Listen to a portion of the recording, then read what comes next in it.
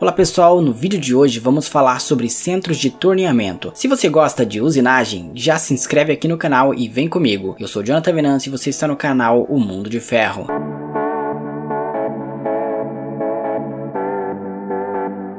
Bem-vindos ao canal O Mundo de Ferro. Não se esquece de curtir o vídeo, tá bom? Vem comigo. Centros de torneamento possuem capacidade multifuncional e multi-eixo. Isso significa que você pode ter um eixo C, eixo Y e ferramentas acionadas na torre para executar não apenas as operações de torneamento, mas também de fresamento, furação e rosqueamento com machos. Agora, algumas configurações das máquinas de centro de torneamento. Existem diversas opções de máquinas a serem consideradas, dependendo do tipo da peça a ser produzida. A avaliação cuidadosa irá garantir um processo de usinagem ótimo e seguro. Agora, a interface da torre. O desenvolvimento dos portas-ferramentas acionados levaram os centros de torneamento a se tornarem máquinas verdadeiramente multifuncionais. Os dois tipos tradicionais de torres são haste e VDI e foram desenvolvidos quando os centros de torneamento realizavam somente operações de torneamento e furação na linha de centro. A haste e VDI são adequados para centros de torneamento tradicionais. Os centros de torneamento possuem a ferramenta acionada. As ferramentas acionadas permitem operações de fresamento e furação com controle do eixo C necessário no fuso principal. Podem ser realizadas operações de dois eixos, por exemplo, um rasgo de chaveta ou furos na linha central. Para fresar bolsões ou furar fora da linha de centro, é necessário o eixo Y. Para operações de furação, é melhor usar porta-ferramentas acionados com refrigeração interna e de alta pressão para propiciar melhor escoamento de cavacos e maior segurança do processo. O centro de torneamento também tem o eixo Y e meia torre. Um eixo Y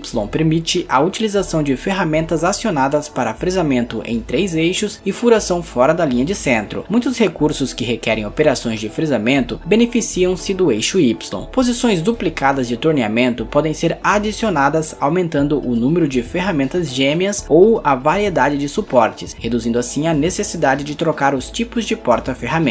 Já a indexação da meia torre permite duplicar as posições de torneamento usadas, aumentando o número de ferramentas. Essa opção não é necessária se um eixo Y estiver disponível, porque geralmente ela é selecionada para centros de torneamento sem ferramentas acionadas. Também podemos falar um pouco sobre o subspindle ou o revólver inferior dos centros de torneamento. Geralmente, para concluir uma peça, é necessário usinar de ambos os lados. Os subspindles são usados com frequência em combinação com alimentação por barra e, com essa combinação, é possível finalizar as peças com produção sem monitoramento. Para maior volume de produção, o revólver inferior pode reduzir pela metade o tempo de ciclo comparado a um único revólver. Um revólver inferior permite o torneamento simultâneo, ou seja, permite operações de usinagem no subspindle ao mesmo tempo que no spindle principal, oferecendo menor tempo de ciclo. Aplicações típicas são peças longas e delgadas, como eixos e peças usinadas em ambos os lados usando os subspindles. Os pontos negativos do revólver inferior são o diâmetro reduzido da peça e o aumento do tempo de setup e de programação, tornando-o adequado principalmente para centros de torneamento adquiridos para peças específicas, aquelas peças que vão ser fabricadas em lotes grandes e que têm uma produção necessariamente baseada neste conceito de peça. Sobre a função de offset do porta-ferramenta, ao medir previamente as ferramentas fora da máquina, é importante ter uma posição zero otimizada para cada posição de fixação. A função de offset do porta-ferramentas permite que uma ferramenta pré-medida seja colocada em qualquer unidade de fixação e que o corte da primeira peça seja feito na medida correta, economizando o tempo de medição e reduzindo o desperdício. Essas máquinas também vêm com bomba de alta pressão e geralmente as bombas de alta pressão têm cerca de 70 bars. Falaremos em outros vídeos especificamente sobre a bomba de alta pressão. Outra vantagem dos centros de torneamento é a possibilidade de automação. As especificações de máquina e ferramentas do futuro são conduzidas por desafios comuns à globalização. Por exemplo, a falta de capacitação, que é muito forte também no nosso país, aqui no Brasil, a redução dos ciclos de vida e necessidade constante por reduzir os custos de produção devido à grandíssima concorrência. Nas 2 últimas décadas, a macro tendência mostra que o foco principal para as empresas de manufatura é a redução do reduzindo o número de etapas de fabricação e o tempo total de produção. Isso tem proporcionado mais processos automatizados em um ambiente de célula com intervenção manual reduzida. As máquinas, as ferramentas e o CAM continuarão a desenvolver novas funcionalidades e ajudarão a produção a dar os próximos passos para se adaptar aos desafios comuns. Em relação ao desenvolvimento da automação, os centros de torneamento estão atrás dos centros de usinagem, mas prevemos evoluções e revoluções futuras que serão realizadas em algumas áreas, como essas aqui, ó. Refrigeração de alta pressão proporciona controle dos cavacos, troca automática da ferramenta, uso de robôs ou máquinas tipo portal, padronização para aumentar a eficiência e a comunicação, a interface da torre, assim como os centros de usinagem, onde as interfaces comuns de fuso permitem a realização das ferramentas. Uma nova interface ISO é necessária para permitir unidades de fixação comuns e também dados do produto. A definição da ferramenta comum estabelecida pela norma ISO fornece a futura linguagem da manufatura para descrever os dados da ferramenta. Uma outra grande vantagem que tem os centros de torneamento é a troca rápida de ferramentas. Os centros de torneamento têm a indexação da ferramenta mais rápida, porém geralmente tem utilização menor que os centros de usinagem, devido ao tempo de troca da ferramenta e de setup. Uma dica é usar suportes de troca rápida para reduzir os tempos de medição, setup e troca de ferramenta, propiciando assim um tempo extra de usinagem. Nós também vamos falar num vídeo especificamente sobre troca rápida, mas por hora basta a gente saber que os centros de torneamento também dispõem deste tipo de recurso. Existe um problema comum aos centros de torneamento, que é o comprimento limitado da linha de calibração. Como resolver este problema? Bem, cada máquina tem um diâmetro máximo de volteio da torre. Todos os balanços da ferramenta externa precisam estar dentro desse diâmetro para permitir que a torre gire sem colidir. As unidades de corte para torneamento têm um comprimento e dimensão de offset comuns para cada tamanho. As unidades de fixação para cada interface da torre da máquina são desenhadas para as unidades de corte standard se ajustarem ao diâmetro de volteio da torre. Ao usar porta-ferramentas acionados, também é aconselhável manter a ferramenta o mais curta possível, não apenas para encaixar no diâmetro de volteio, mas também para aumentar a estabilidade. Os rolamentos em um porta-ferramentas acionado ficam muito mais próximos do que em um centro de usinagem. A linha de calibração curta reduz a vibração, permitindo o aumento da produtividade e maior segurança para ferramentas externas que excedam o comprimento da unidade de corte standard. O diâmetro de volteio da torre pode ser uma limitação. Para aplicações que exigem penetração de ferramentas, as ferramentas curtas estão disponíveis para fornecer a linha de calibração mais curta e se encaixar dentro da área da torre. As ferramentas versão curta não possuem ranhuras para garras e servem somente para troca manual de ferramentas, assim como você pode ver alguns exemplos aqui na imagem que está aparecendo aqui na tela. Este foi o vídeo de hoje, obrigado por assistir até aqui. Me diga, você tem um centro de torneamento aí onde você trabalha? Você gosta de trabalhar nele? Se sim, deixa aqui nos comentários. Eu sou Jonathan Venâncio e você assistiu a mais um vídeo no canal O Mundo de Ferro.